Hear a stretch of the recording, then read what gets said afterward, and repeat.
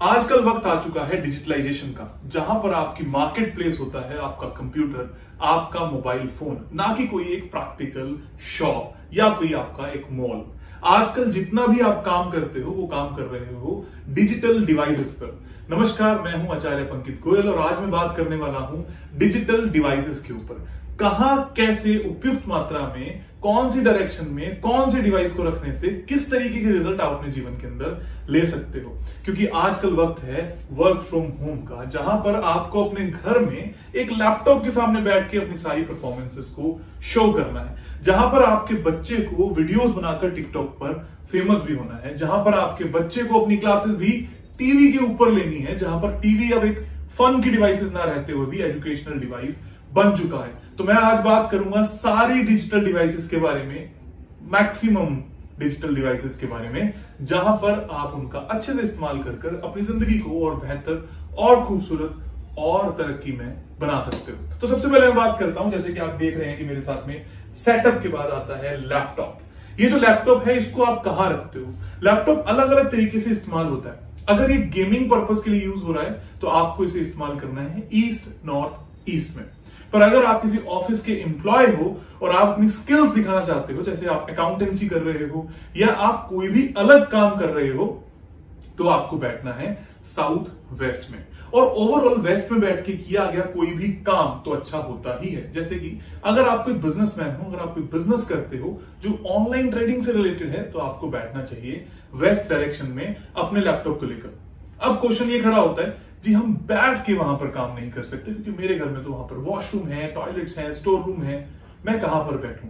कहीं पर भी बैठ जाओ, लेकिन अपनी उस जगह पर एटलीस्ट थोड़ी सी जगह पर जाकर उस लैपटॉप को रख दो, ताकि जब भी आप उसका काम करो आपको अच्छे रिजल्ट्स आए ही हैं। उसके आगे हम बढ़ते हैं तो हम बात करते हैं कैमरास की। कैमरा बहुत अलग अलग तरीके से इस्तेमाल किया जाता है।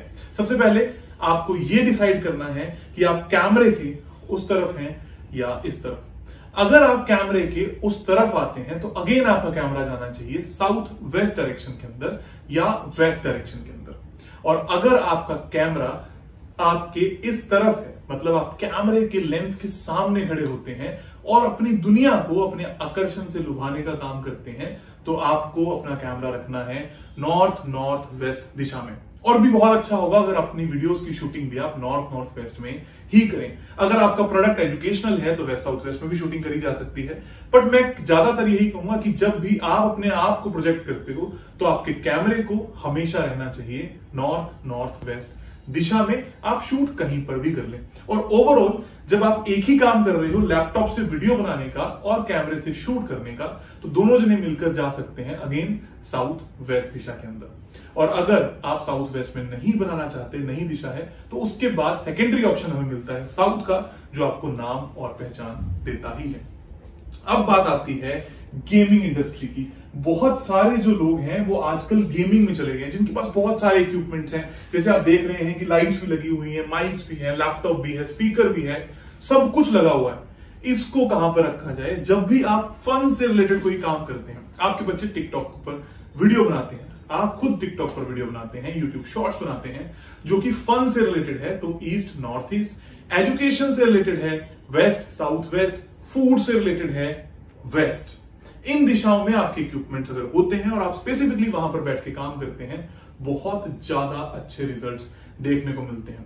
और अगर आप इन सब में से कुछ भी नहीं कर सकते और सबका एक निचोड़ जानना चाहते हैं, तो बात आती है साउथ साउथ ईस्ट डायरेक्शन की। साउथ साउथ ईस्ट डायरेक्शन में सारा काम आप कर सकते हैं। वहां आपको अग्नि मिलेगी और आप नॉर्थ फेसिंग करके वाटर से लोगों को कनेक्ट भी कर पाओगे, अपॉर्चुनिटीज भी ले पाओगे और फेमस भी हो पाओगे और प्रोडक्टिव भी हो पाओगे।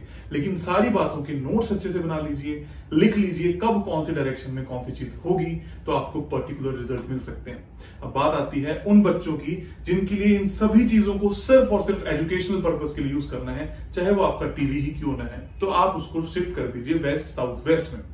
अब आपका टीवी वेस्ट साउथ वेस्ट में शिफ्ट नहीं हो सकता, लेकिन आपको एजुकेशनल रिजल्ट चाहिए ही चाहिए, तो आपको अपने टीवी में एक पैक ले लेना है, एजुकेशनल पैक, ताकि वो टीवी अब कन्वर्ट हो जाए एजुकेशनल नोटबुक में या एजुकेशनल डिजिटल बुक के अंदर और आपको मिलने लगे बेहतरीन result. Thank you very much.